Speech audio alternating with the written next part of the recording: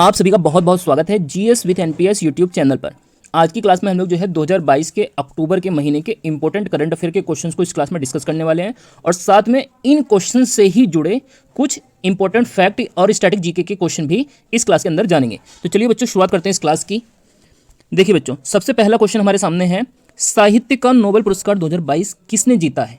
तो देखिए बच्चों, जो साहित्य का नोबेल पुरस्कार 2022 को जीता है वो जीता है एनी एनॉक्स ने। इन्होंने जो है 2022 का साहित्य का नोबेल पुरस्कार जीता है। इसके अलावा देखिए, नोबेल पुरस्कार अगर आपसे पूछा जाए कितने क्षेत्रों में दिया जाता है तो आपको याद रखना है 6 क्षेत्रों में दिया जाता है। और पूछा जाए कि अर्थशास्त्र का नोबेल पुरस्कार पहली बार कब दिया गया था तो वो दिया गया था 1969 में। देखिए नीचे एक इंपॉर्टेंट फैक्ट दिया गया है जो एग्जाम के लिए बहुत इंपॉर्टेंट है। नोबेल पुरस्कार की शुरुआत कब से की गई थी तो ये हुआ था बच्चों इसकी शुरुआत 1901 में। 1901 से नोबेल पुरस्कार अल्फ्रेड नोबेल की याद में, जो स्वीडिश वैज्ञानिक थे, उनकी याद में दिया जाता है। नेक्स्ट हम देखते हैं बच्चों दूसरा क्वेश्चन हमारा। सेकंड क्वेश्चन क्या है, देखिए बच्चों दूसरे क्वेश्चन में पूछा गया है, 7वीं बार क्रिकेट महिला एशिया कप 2022 का खिताब किसने जीता है। तो देखिए बच्चों यहाँ पे पूछा जा रहा है महिला एशिया कप क्रिकेट का जो है इस बार 2022 में खिताब किसने जीता है। तो ये जीता है बच्चों भारत ने।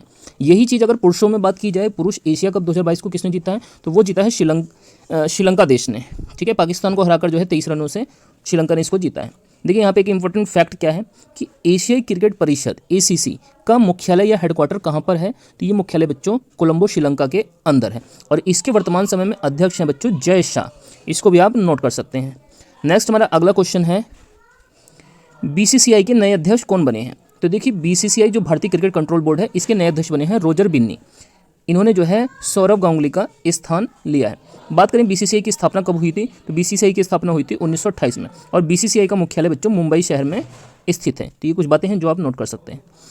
नेक्स्ट बात करें हम चौथे क्वेश्चन की, तो इसमें पूछा गया सिम्बेक्स जो सैनिक अभ्यास है वो किन दो देशों के बीच में होता है। तो देखिए सिम्बेक्स में शुरू के 2 वर्ड देखिए क्या है, S फॉर सिंगापुर है, I फॉर इंडिया है। तो ये भारत और सिंगापुर के बीच में होता है।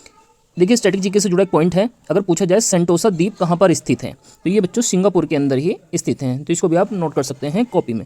इसके अलावा देखिए अगर आपसे पूछा जाए सूर्य किरण सैनिक अभ्यास किन दो देशों के बीच में होता है तो ये भारत और नेपाल के बीच में होता है। अगर आपसे पूछ ले हैंड इन हैंड सैनिक अभ्यास किस देश के बीच में होता है तो ये भारत और चीन के बीच में होता है। तो ये कुछ इंपॉर्टेंट सैनिक अभ्यास हैं जिसको आप नोट कर सकते हैं और बाकी मैं एक अलग से जो है सैनिक अभ्यास की वीडियो बना दूंगा, आप उसको देख लीजिएगा। नेक्स्ट हमारा अगला क्वेश्चन है बच्चों, सुल्तान जौहर कप 2022 को किसने जीता है। तो देखिए सबसे पहले समझिए सुल्तान जौहर कप 2022 ये जो है हॉकी का एक टूर्नामेंट होता है और इसको 2022 में जीता है भारत देश ने। इसके अलावा अगर पूछा जाए अजलान शाह कप और आगा खां कप ये किस खेल से जुड़े हुए हैं तो ये भी बच्चों हॉकी से संबंधित। हॉकी का मैच कितनी देर का होता है तो ये 70 मिनट की अवधि का होता है, जबकि फुटबॉल का मैच बच्चों 90 मिनट की अवधि का होता है। नेक्स्ट हमारा छठा क्वेश्चन है, फीफा अंडर 17 महिला विश्व कप को किसने जीता है। तो देखिए फीफा अंडर 17 महिला विश्व कप ये भारत के अंदर ही इस बार हुए हैं और इसको जीता है बच्चों स्पेन देश ने। स्पेन की राजधानी अगर आपसे पूछी जाए तो मैड्रिड है। स्पेन की राजधानी मैड्रिड और स्पेन का राष्ट्रीय खेल है बच्चों सांड युद्ध या बुल फाइट। इसको भी आप नोट कर सकते हैं। बात की जाए यहाँ पे फीफा की तो आपको पता होना चाहिए जो फीफा का मुख्यालय है वो ज्यूरिख स्विट्जरलैंड के अंदर और फीफा के जो वर्तमान समय में अध्यक्ष हैं उनका नाम है जियानी इन्फेंटिनो। इसको भी आप नोट कर सकते हैं। नेक्स्ट बच्चों 7वां क्वेश्चन हमारा, जंगल सफारी पार्क किस राज्य में जो है कहाँ पर खोला गया है। तो देखिए जंगल सफारी पार्क ये इसको खोला गया है गुरुग्राम हरियाणा के अंदर। इसके अलावा अगर आपसे पूछा जाए अंतर्राष्ट्रीय सौर गठबंधन का मुख्यालय कहाँ पर है तो ये गुरुग्राम के अंदर है। ये विश्व का एकमात्र अंतर्राष्ट्रीय संगठन है जिसका मुख्यालय गुरुग्राम हरियाणा के अंदर स्थित है और इसके वर्तमान समय में अध्यक्ष हैं बच्चों अजय माथुर। इसको भी आप नोट कर सकते हैं। नेक्स्ट हमारा 8वां क्वेश्चन है बच्चों, भारत के नए रक्षा सचिव हाल ही में किसको नियुक्त किया गया है तो ये बने हैं बच्चों अरमानी गिरिधर। ये भारत के नए रक्षा सचिव बने हैं। इसके अलावा अगर आपसे पूछा जाए DRDO की स्थापना कब हुई थी तो 1 जनवरी 1958 को DRDO की स्थापना हुई थी और DRDO के वर्तमान समय में अध्यक्ष हैं समीर V कामत। इसको मैं आपको पिछली क्लास में बता चुका हूँ। नेक्स्ट चल दिए देखते हैं हम आगे कुछ और इंपॉर्टेंट क्वेश्चन। देखिए इसके बाद हम कुछ देखिए बच्चों इस क्वेश्चन में पूछा गया है 9वें क्वेश्चन में, भारत की नई लेखा महानियंत्रक जिसको CGA कहते हैं ये कौन बने हैं। तो इनका नाम है बच्चों भारती दास। भारती दास भारत की नई लेखा महानियंत्रक बने। इसके अलावा अगर आपसे पूछा जाए अनुच्छेद 148 में क्या है तो इसके अंदर भारत का नियंत्रक एवं महालेखा परीक्षक जिसको हम CAG कहते हैं, कंट्रोलर ऑडिटर जनरल, इसको रखा गया। जबकि अगर आपसे पूछ लीजिए अनुच्छेद 76 में क्या है 76 में तो इसमें जो है भारत का महान्यायवादी अटॉर्नी जनरल आता है। दोनों पदों की नियुक्ति जो है राष्ट्रपति के द्वारा की जाती है। नेक्स्ट हम 10वां क्वेश्चन देखते हैं, ब्रिटेन के नए प्रधानमंत्री हाल ही में कौन बने हैं। तो ये आप सबने न्यूज़ में जरूर सुना होगा, ये ऋषि सुनक जो है ब्रिटेन के नए प्रधानमंत्री बने हैं। इसके अलावा अगर आपसे पूछा जाए बर्मिंघम पैलेस कहाँ पर स्थित है तो ये लंदन देश में स्थित है। नेक्स्ट हम देखते हैं, चलिए 11वां क्वेश्चन। इसमें पूछा गया है मुख्यमंत्री डेयरी प्लस योजना किस राज्य में हाल ही में शुरू की गई है। तो देखिए मुख्यमंत्री डेयरी प्लस योजना शुरू की गई मध्य प्रदेश राज्य के अंदर, जिसकी राजधानी भोपाल है और यहाँ के मुख्यमंत्री शिवराज सिंह चौहान है। ये भारत में जो है सबसे अधिक वनों वाला राज्य है, इसलिए इसको टाइगर स्टेट भी कहते हैं। नेक्स्ट पूछा गया है इसमें मांडू महोत्सव कहाँ मनाते हैं। तो ये जो है मध्य प्रदेश में मनाया जाता है। नेक्स्ट हमारा 12वां क्वेश्चन है बच्चों, संयुक्त राष्ट्र दिवस कब मनाया जाता है। तो ये 24 अक्टूबर को मनाया जाता है, यूनाइटेड नेशन डे।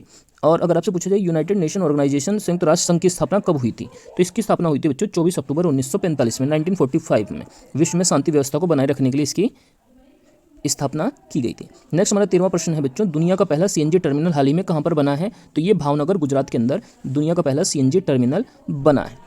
सीएनजी का फुल फॉर्म क्या होता है, कंप्रेस्ड नेचुरल गैस।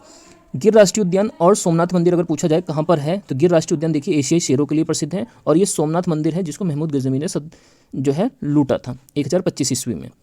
तो इसकी जो है ये दोनों जो है गिर राष्ट्रीय उद्यान और सोमनाथ मंदिर गुजरात में स्थित हैं। नेक्स्ट हमारा 14वां क्वेश्चन है, वर्ल्ड ग्रीन सिटी पुरस्कार 2022 किसे मिला है। तो ये मिला है बच्चों हैदराबाद को, वर्ल्ड ग्रीन सिटी अवार्ड 2022। अगर आपसे पूछा जाए भारत का पहला वाटर प्लस शहर कौन सा है, तो आपको बताना है इंदौर। नेक्स्ट पूछा जाए कि बताइए हैदराबाद किस नदी पर स्थित है। तो ये जो है मूसी नदी पर स्थित है हैदराबाद जो शहर है। इसके अलावा अगर आपसे जुड़वा नगर पूछे जाएँ तो जुड़वा नगर है बच्चों हैदराबाद और सिकंदराबाद। नेक्स्ट हमारा 15वां अंतिम क्वेश्चन है, भारत के नए उपचुनाव आयुक्त हाल ही में कौन बने हैं। तो इनका नाम है अजय भादु, ये भारत के नए मुख्य चुनाव आयुक्त बने हैं। इसके अलावा अगर आपसे पूछा जाए अनुच्छेद 24 में, अनुच्छेद 324 से 329 के बीच में क्या है, तो इसके अंदर भारतीय निर्वाचन आयोग को रखा गया है। भारतीय निर्वाचन आयोग एक 3 सदस्यीय आयोग होता है और इसमें एक मुख्य चुनाव आयुक्त होता है, जो वर्तमान समय में बच्चों राजीव कुमार मुख्य चुनाव आयुक्त हैं। इनकी नियुक्ति जो है राष्ट्रपति के द्वारा की जाती है और ये निर्वाचन आयोग को संविधान के भाग नंबर 15 में रखा गया है। तो ये हमारी करंट अफेयर और साथ में स्टैटिक जीके की एक बहुत ही इंपॉर्टेंट क्लास थी। इसमें हम जो है अक्टूबर के मंथ के कुछ हमने करंट अफेयर के क्वेश्चन डिस्कस किए हैं और आने वाली क्लासेस में इसके हम बचे हुए क्वेश्चन भी इसी प्रकार से डिस्कस करेंगे। अगर आप लोगों को ये वीडियो अच्छी लगी है और आप चाहते हैं कि मैं आपके लिए इस प्रकार की और भी क्लासेस लेके आऊँ, तो आप लोग जरूर इस चैनल को लाइक कीजिए, शेयर कीजिए और वीडियो को जो है ज़्यादा से ज़्यादा लोगों तक पहुँचाइए और चैनल को सब्सक्राइब करना बिल्कुल मत भूलिए।